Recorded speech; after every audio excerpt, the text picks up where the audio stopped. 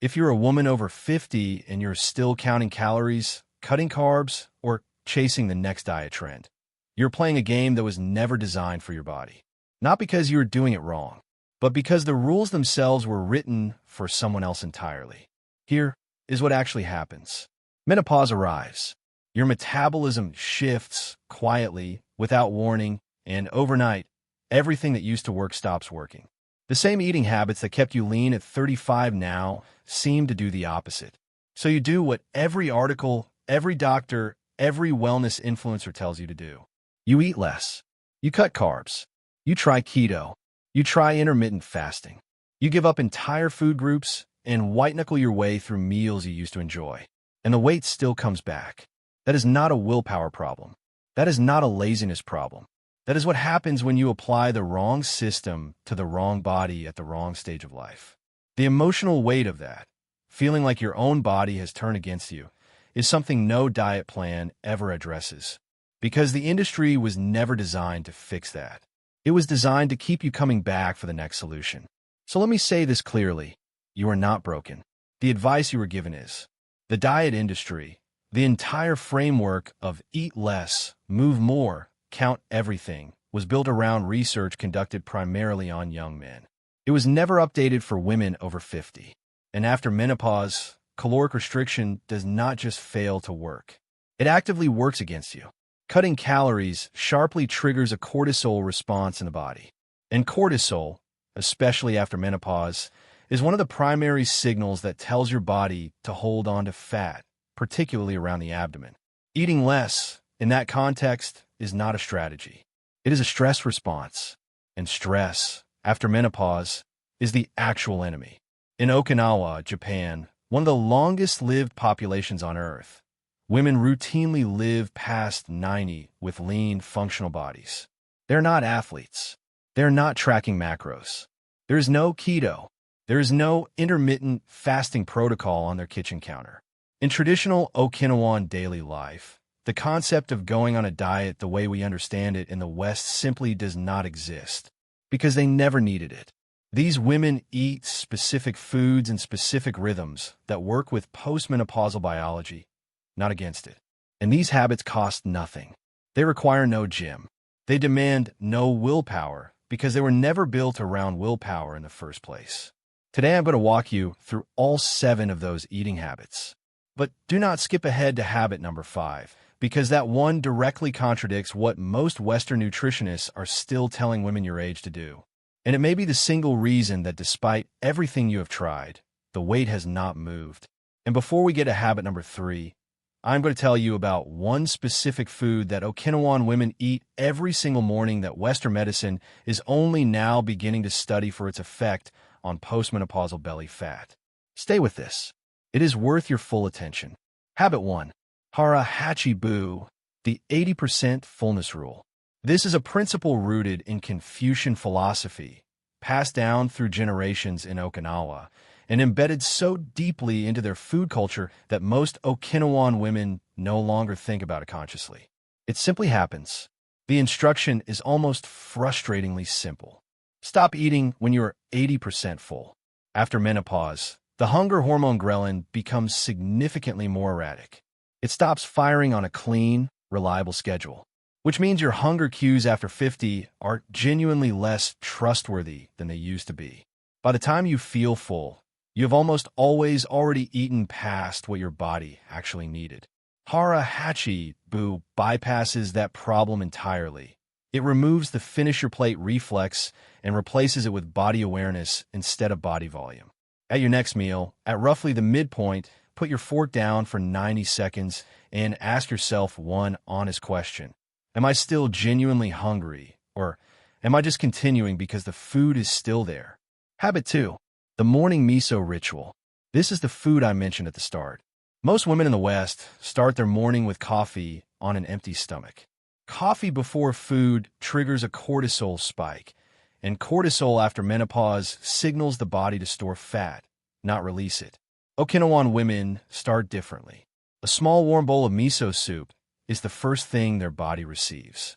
Miso is a fermented soybean paste rich in probiotics and isoflavones, natural plant-based compounds that interact with estrogen receptors in a way research increasingly links to reduced belly fat accumulation after menopause. It is not a supplement. It is simply breakfast. 3 times per week, replace your first morning drink with instant miso soup. Add a small piece of firm tofu and a pinch of dried wakame. 60 seconds to prepare. That is the entire habit. Habit 3. Eating purple, the sweet potato foundation. Okinawan women eat carbohydrates every single day, and they are among the leanest, longest-lived women on the planet. The caloric foundation of their diet is not rice or bread. It is a dense purple sweet potato called beniemo. The purple pigment comes from anthocyanins, antioxidants linked to reduced inflammation. And inflammation after menopause is one of the primary drivers of stubborn weight gain that no amount of calorie cutting will fix. Beyond that, the fiber in purple sweet potato feeds the gut microbiome, which directly regulates how the body metabolizes estrogen after menopause. Once per week, swap the starch on your dinner plate with a baked or steamed purple sweet potato, a little sea salt or sesame oil. Nothing more. Habit 4. The seaweed habit. Iodine and the thyroid connection.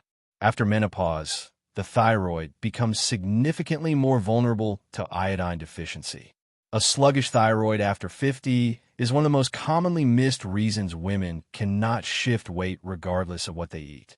Western diets are chronically low in naturally occurring iodine, and iodized table salt is a poor substitute for food-sourced iodine. Okinawan women eat seaweed, primarily wakame and kombu, multiple times per week.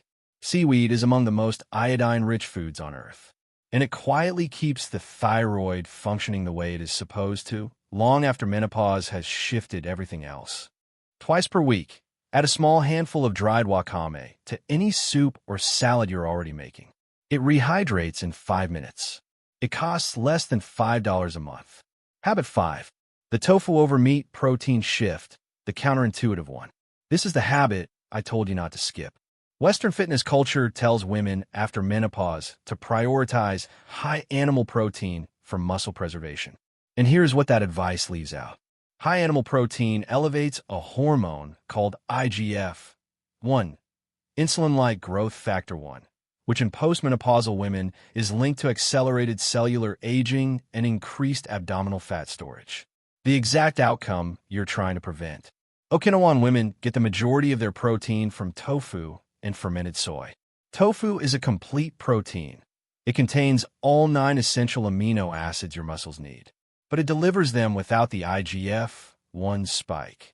And it carries those same isoflavones that support the hormonal environment menopause disrupts. 3 days per week, replace the animal protein in one meal with firm tofu. Pan-fry it in sesame oil and soy sauce for 8 minutes. That is the entire shift. Habit 6. Eating green before eating anything else, the blood sugar shield.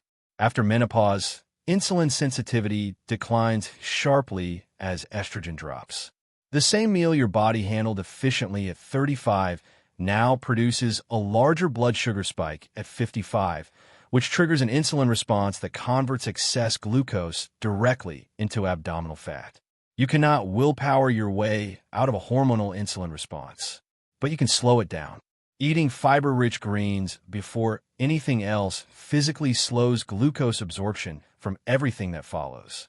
Okinawan women do not think of this as a strategy. Greens simply come first. Always. At your largest meal of the day, eat whatever green vegetable is on your plate before you touch anything else. Same food, different order. That is the entire instruction. Habit 7. The social eating structure, moai, and the pace of the table. In Okinawa, there is a concept called moai, a lifelong circle of people who share meals together slowly, without screens, without distraction, over decades. The satiety signal takes approximately 20 minutes to travel from your gut to your brain after you begin eating. If you finish a meal in 10 minutes, your brain has not yet received the signal that you are full. Distracted eating makes this worse. Okinawan women are not lean solely because of what is on their plate. They are lean in part because of how completely present they are when they eat it. Once per week, Eat one full meal with no screen and no phone. If you're eating alone, set a 20-minute timer and do not finish before it ends. Now I want you to notice something. Look back at all 7 of those habits. Not one of them told you to count a single calorie. Not one eliminated an entire food group. There was no cheat day because there was nothing to cheat on. What Okinawan women understood generations ago is that the body after menopause does not need to be fought. It needs to be understood. These habits are not about restriction. They are about removing the friction between you and a body that was always trying to work for you. The women in Okinawa are not lean because they have more willpower than you. They are lean because they never built a relationship with food that required willpower in the first place. Do not attempt all 7 of these tomorrow. Pick one, the one that created the least resistance when you heard it. Practice it until it requires no thought. Then add the next. One habit done consistently for 30 days will do more than 7 habits attempted for 1 week ever will. Scroll down right now and leave a comment with just one number, the habit you're starting with. 1 through 7.